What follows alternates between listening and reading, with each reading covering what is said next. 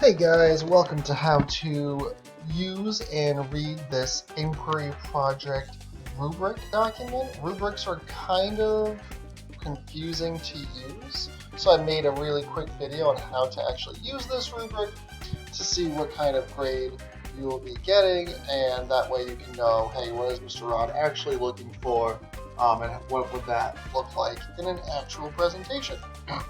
So the first thing we're going to look at is this left side that says criteria.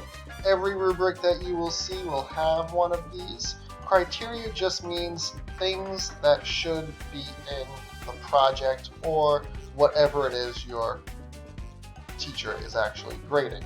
So I have information that should be in your presentation. Presentation should be organized. You should have a works cited page in your presentation. You should have creativity in your presentation, and your presentation should be accessible. Mr. Rod, I have no idea what any of this means. That's fantastic, because if you go across from the criteria, I explain exactly what it means with grades above each example. For instance, for information, if you want to get an A- to a B+, information has to be balanced between paraphrasing and quoting experts. Looks like for a C and a D and an A, those are all unknown, apparently. It looks like this would be a higher and this would be lower. If you're not paraphrasing, if you're not citing experts, obviously you will fall down here. If you're doing something even more amazing than paraphrasing and citing experts, you'll fall up here. But of course, we're just shooting for the A's. Organization, what do you mean by organization, Mr. Rod? Well, let's just take a look at that blue column once again, the A to B- column. It says presentation is organized into a beginning, a middle, and an end for the audience, so the audience knows what's going on.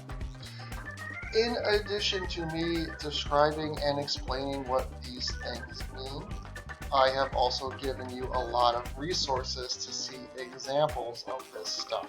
For instance, you might not know what paraphrasing means.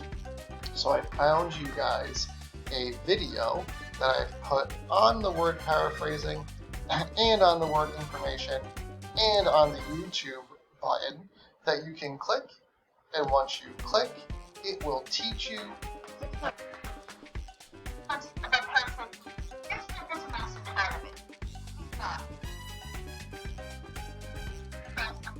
See? So you'll get that lesson right there. If you don't know what paraphrasing is, boom, you got it right there.